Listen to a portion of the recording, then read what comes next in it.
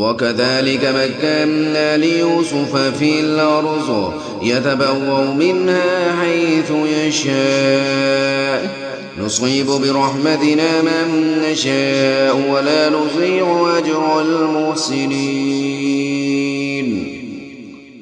اس طرح ہم نے یوسف کو ملک مصر میں جگہ دی اور وہ اس ملک میں جہاں چاہتے تھے رہتے تھے۔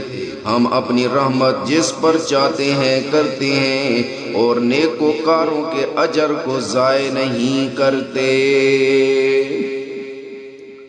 وَلَأَجْرُ الْآخِرَةِ خَيْرٌ لِّلَّذِينَ آمَنُوا وَكَانُوا يَتَّقُونَ، اور جو لوگ ایمان لائے اور ڈرتے رہے ان کے لیے آخرت کا اجر بہت بہتر ہے۔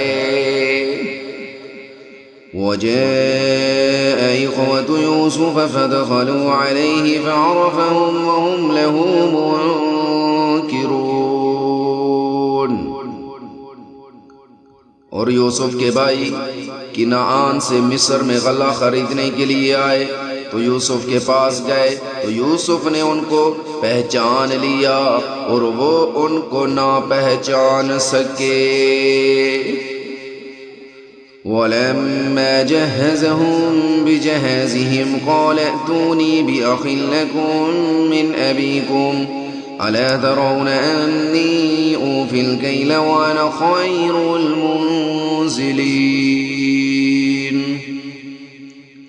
جب یوسف نے ان کے لیے ان کا سامان تیار کر دیا تو کہا کہ پھر آنا تو جو باپ کی طرف سے تمہارا ایک اور بھائی ہے اس سے بھی میرے پاس لیتے آنا۔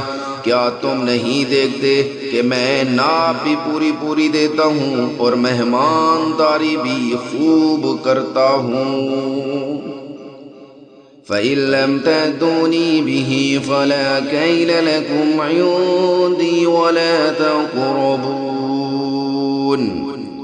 اور اگر تم اسے میرے پاس نہ لاؤ گے تو نہ تمہیں میرے ہاں سے غلہ ملے گا اور نہ تم میرے پاس ہی آ سکو گے۔